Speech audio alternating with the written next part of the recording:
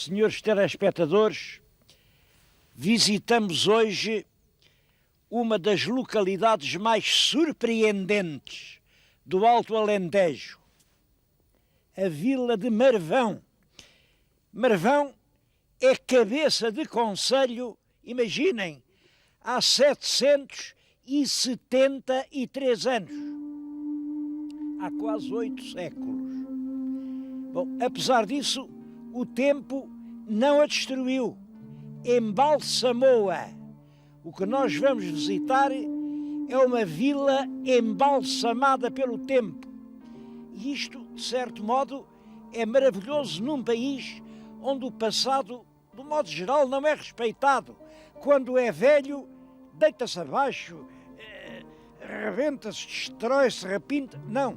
Aqui, como uma joia preciosa, a vila medieval chegou até aos dias de hoje. Nós vamos visitá-la. Antes disso, queria-lhes dizer umas coisas sobre a história de Marvão.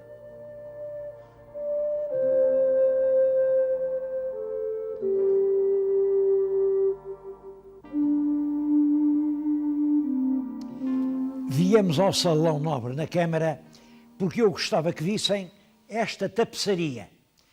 Tapeçaria que está atrás de mim, que aliás é muito bonita, é uma coisa dos anos 70, de uma obra de Porto Alegre e de um grande cartunista, foi João Tavares, já morreu há muito tempo, e que representa, imaginem, a tomada de Marvão por El Rei Dom Afonso Henriques.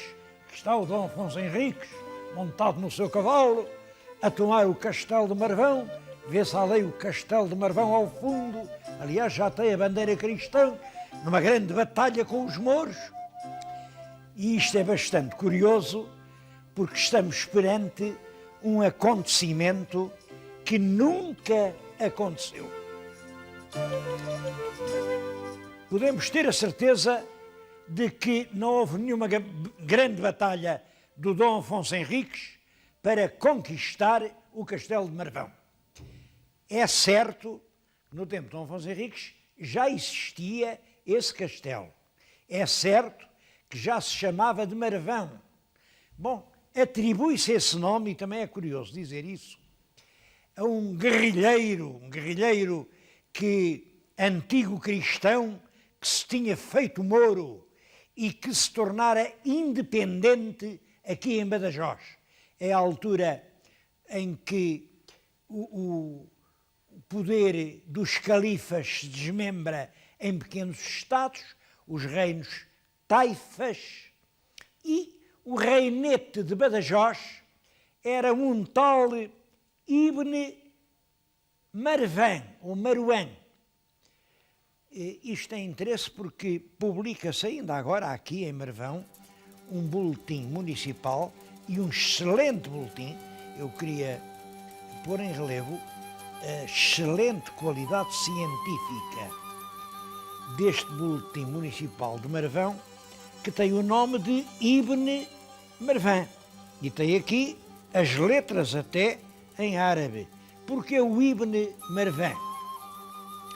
É porque, segundo uma fonte árabe, o Al-Raziz, que é um historiador árabe do século X, e um historiador que, em regra, merece crédito, foi este Ibn Marwan que deu nome a Marvão, porque ele tinha se tornado independente do Emir de Córdoba, e quando o Emir vinha por aí para o reduzir, enfim, à posição que competia, metendo os eixos, ele saía de Badajoz e vinha aqui meter-se nestes rochedos inacessíveis que havia aqui e que se passaram a chamar com o nome dele, Marvão, e aqui resistia. Bom, até que ponto isto é verdade, é lenda, não sabemos. De qualquer maneira, é uma história bonita. E assim teria começado Marvão.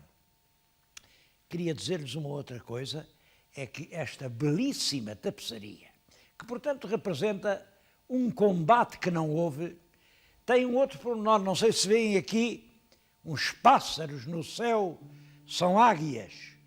3 águias que voam. Bom, é porque também da lenda de Marvão faz parte esse aspecto das águias que se vêem pelas costas. Pelas costas, o que é que isto quer dizer? Toda a gente sabe, as águias voam tão altas, que a gente cá de baixo olha para elas e vê-as, enfim, de baixo para cima. Só que, mais alto que as águias, voa Marvão. E quem esteja naqueles penedos altíssimos, vê as águias pelas costas, vê-as voar lá embaixo. É claro que também isso é uma metáfora poética, mas expressiva e que dá bem a ideia do sítio gigantesco, ciclópico, que é este Castelo de Marvão. O meu telespectador venha cá, porque se tiver sorte, até pode ser que consiga ver uma águia pelas costas.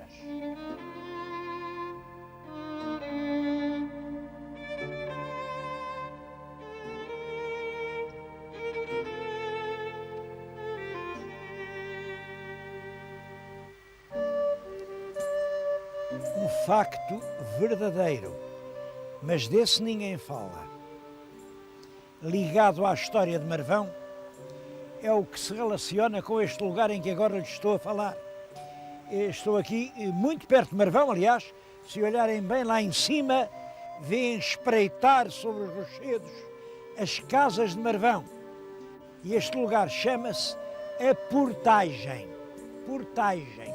Bom, já no século XIV se chamava aqui a Portagem, porque aqui pagava-se uma portagem.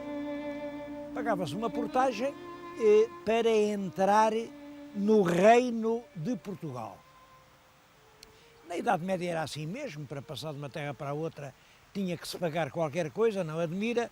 Bom, o que admira é que agora ainda a gente, para passar de uma ponte para a outra, tenha que pagar as portagens. Bom, mas não me vou meter nisso. Aqui era a portagem de quem vinha de Castela e queria vir para Portugal. Sabemos bem isso, porque há um documento em que o rei Dom João I dá estas terras à mãe solteira do jovem Nuno Álvares e já lhe chama terras da portagem.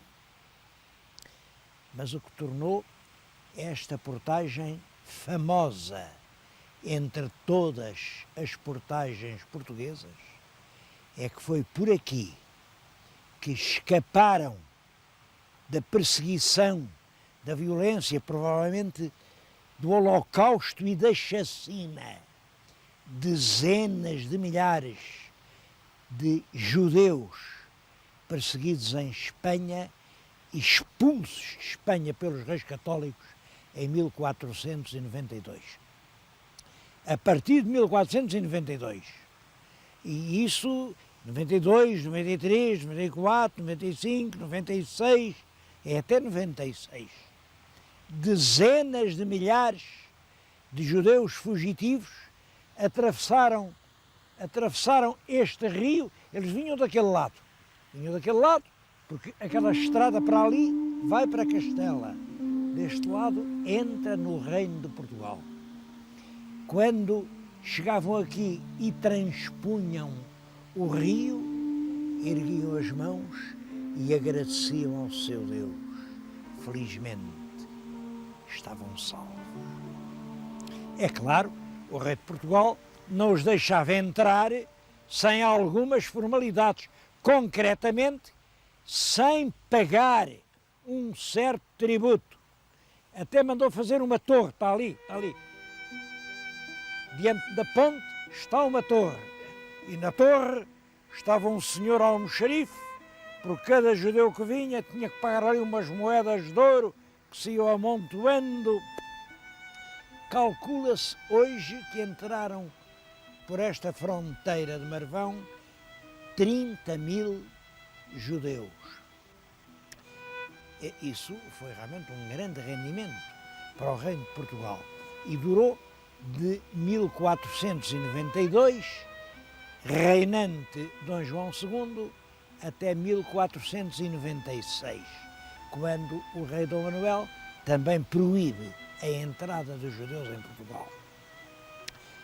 De facto é extremamente importante. Primeiro porque salvou a vida a milhares de pessoas humanas.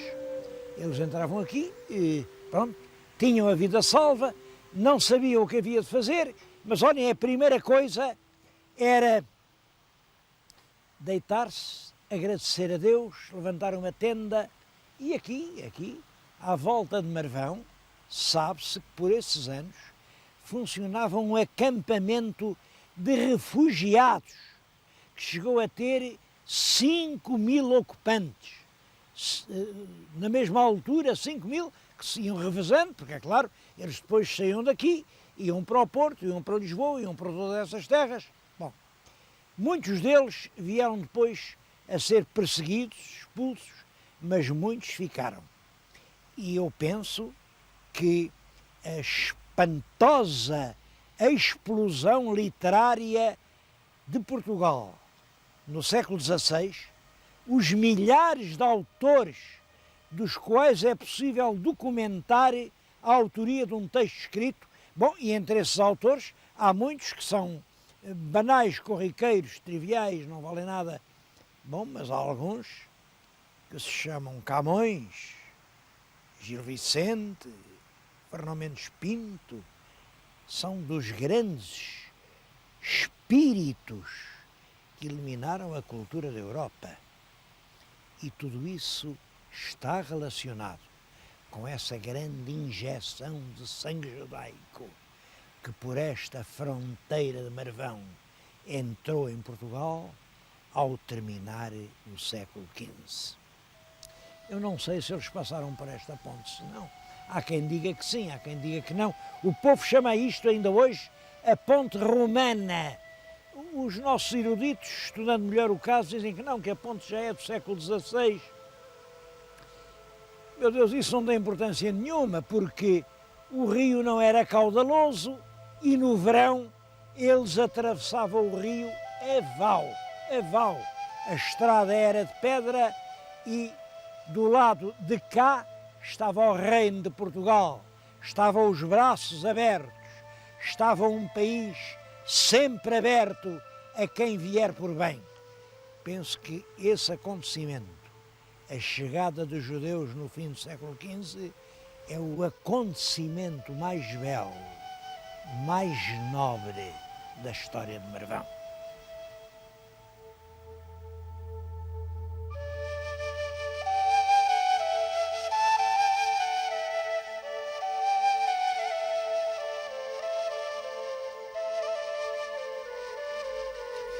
Os judeus deixaram muitos sinais da sua passagem aqui por Marvão.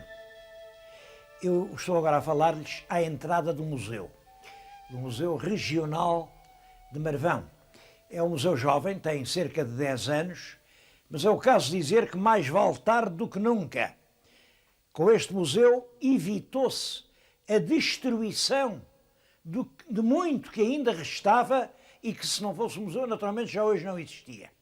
Ora bem, entre outras peças, estão lá dentro 2 cabeceiras de sepultura com o candelabro dos 7 braços, que representava exatamente a saça ardente dos filhos de Israel. É mais ou menos da altura da entrada dos judeus, do fim do século XV. Devem ter sido 2 homens que chegaram aqui exaustos da caminhada e aqui morreram, e aquelas pedras falam-nos hoje, dizem-nos hoje que morreram agarrados à sua fé. Mas há outras lembranças, para mim esta é muito, muito engraçada, porque isto é como estão a ver, é a porta de uma casa, mas tinha aqui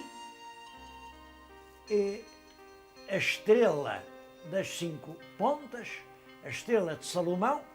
Isto quer dizer que aqui morava um judeu, mas mais tarde alguém mandou pôr aqui o AM, Ave Maria. É um judeu que teve de se converter. é o emblema do cristão novo. Há muitas outras coisas para ver no museu. Há, por exemplo, ali, na parede, pintado, um fresco do século XV, que apareceu nas obras que fizeram, porque o museu está instalado no espaço da antiga igreja de Santa Maria do Castelo. É um fresco realmente cheio de encanto. E há, sobretudo, uma secção arqueológica notável. Há peças que vêm do Paleolítico, peças depois do Neolítico, ídolos, placas, depois peças da Idade dos Metais e, sobretudo, uma magnífica coleção romana. Aquelas peças romanas que estão agora a ver vieram todas do mesmo sítio, da cidade da Maia. A cidade da Maia, durante muito tempo, era um mistério. Falava-se em a Maia, onde era a Maia. Bom, hoje é um mistério descoberto. Vamos até lá.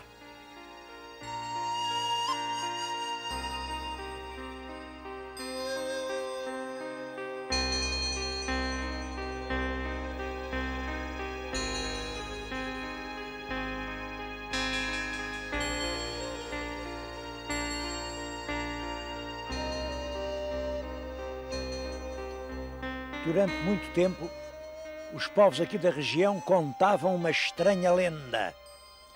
É que, debaixo destes verdes campos, havia uma grande cidade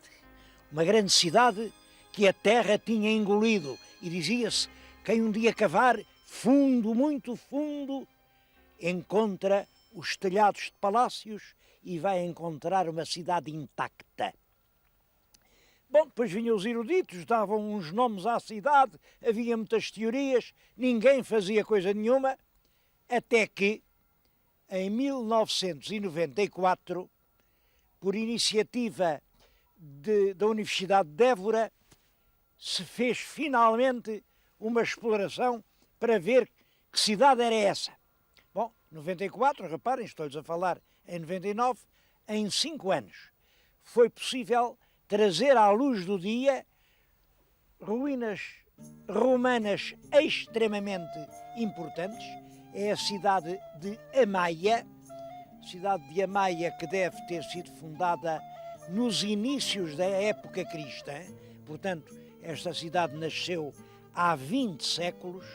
Os trabalhos estão em pleno desenvolvimento, são dirigidos pelo Dr. Jorge de Oliveira e são realmente sob a responsabilidade da Universidade de Évora e agora da fundação da cidade da Maia, e estão a trazer revelações surpreendentes. Eu vou-lhes só falar de 2 ou 3 coisas.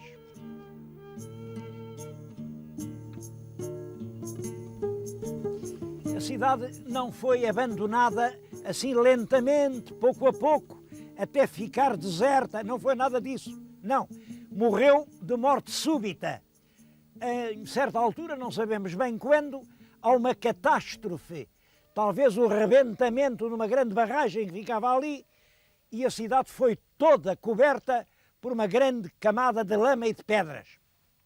Isso explica que tenham ficado enterrados muitos objetos domésticos, muitas moedas, muitas coisas. Era isso que eu lhes queria mostrar. Acho, por exemplo, isto é um fuso. O fuso, esta parte é de marfim, esta é de osso. É um fuso com que as matronas romanas fiavam a sua lã. Isto é um brinco de ouro. Um brinco de ouro que apareceu junto do balneário, um brinco de ouro. Eu acho particularmente curioso, isto já haviam, é um dado. Deste lado marca o 3, aqui é o 2, o 4, mas este dado tem uma particularidade. Se o jogar 20 vezes sai o 6. Portanto, é um dado falseado. Já jogavam a batota. Curiosamente, quem tinha este dado, acho que ganharia muito dinheiro, porque no mesmo sítio onde apareceu o dado, apareceu o que deve ter sido um saco com estas belas moedas romanas. Ainda dizem que a batota não compensa. Bom, mas há muitos outros tesouros de outra natureza, muitas colunas, muitos capitéis, e até havia aqui uma estátua de uma figura romana, tinha sido transformada num marco fontenário. Olhem, aquele buraco que vêem ao fundo da barriga era o buraco por onde saía a água. Essa estátua foi comprada pelo poeta José Régio, comprada já no fim da vida dele. Ele não chegou a gozá-la, levou-a para Porto Alegre e está lá abandonada no quintal.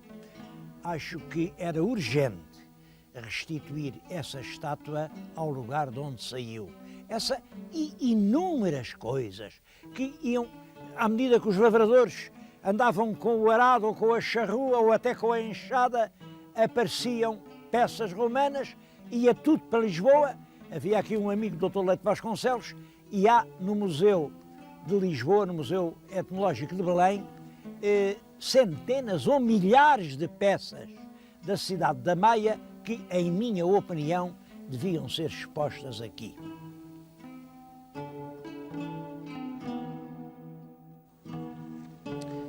Uma nota muito curiosa para a história de Marvão é que, apesar deste aspecto assim rupestre, rude, alcantilado, uma espécie de acrópole sangrenta a emergir da planície alentejana, apesar de tudo isso, Marvão foi sempre um lugar de paz. Aqui não houve batalhas, aqui não houve grandes cercos, foi sempre uma porta para entrar, não foi uma trincheira para combater. Não foi só esse período realmente extraordinário da recepção dos judeus fugitivos. Foi ao longo do tempo que milhares e milhares de pessoas vindos dos longínquos reinos peninsulares aqui entraram na boa terra de Portugal. E aqui todos eram acolhidos de braços abertos e continua a ser essa a tradição de Marvão. Venham aqui e verão como os recebem. Há até uma história é quase uma anedota. Não é uma anedota porque é um facto rigorosamente verdadeiro, mas não é muito lembrado porque não é daquelas coisas gloriosas. Isto que eu lhes vou contar não dá direito à torre-espada para ninguém. Quando o rei Dom Carlos veio aqui inaugurar um troço do caminho de ferro, adianta-se um velho de barbas brancas e varandas e diz-lhe: Senhor, o velho que tem a honra de falar a vossa majestade foi o mesmo que nos tempos das guerras liberais escalou, imaginem, escalou as rochosas empenas de Marvão e restituiu esta terra ao liberalismo e aos novos tempos. Isto é contado pelo velho Pinho Leal. Pinho Leal é um livro que ainda hoje vale a pena ler. O meu telespectador não perca isto de auditiva. O Pinho Leal. O Pinho Leal tinha cá estado, sabia muito bem como era, conta a história e diz assim: o homem fez o discurso, mas mentiu. Ninguém escalou coisa nenhuma. A coisa passou-se de uma maneira muito mais... Olhem, foi assim. Quem tinha as chaves da porta era um sargento. O sargento queria ser alferes. Então o sargento deu a chave da porta a uns liberais exilados em Espanha que, com todo o sossego, entraram, receberam a chave do sargento, veio o liberalismo, o sargento é promovido a alferes, mas depois foi tenente, foi capitão e reformou-se em major. Quando o Pinho Leal conta a história, ainda o homem era vivo e diz: o Sr. Major lá está e que diga se isto é verdade ou não. Isto só para dizer que aqui nunca houve confrontações sangrentas. Marvão foi sempre uma terra de paz, uma porta aberta, um abraço a receber quem vem de fora. E eu acho que por isso é inteiramente justa a reivindicação dos habitantes de Marvão, que nesta altura têm em curso um processo em que pedem a sua classificação como património da humanidade. Têm toda a razão por um motivo. Claro, há muitas terras que têm um bairro medieval, uma igreja muito antiga, uma escarpa alcantilada. Agora, terras que sejam inteiramente